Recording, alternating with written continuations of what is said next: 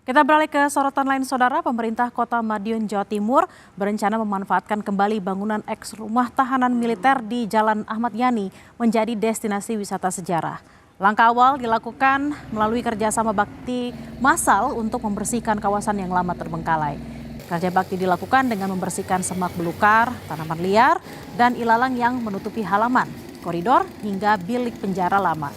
Pembersihan dilakukan untuk memulihkan kondisi bangunan yang selama bertahun-tahun tidak terawat. Sekaligus menjadi langkah awal penyelamatan salah satu aset bersejarah yang ada di Kota Madiun.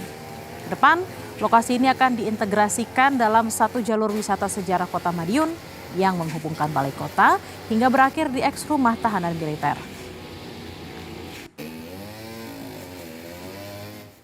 Ini RTM ini kan kurang bersih, itu kita pengen survei untuk sama-sama kita bersihkan. Karena apa? Ini punya potensi untuk bisa mendatangkan wisatawan. Kenapa mendatangkan wisatawan? Karena ada cerita sejarah di sini.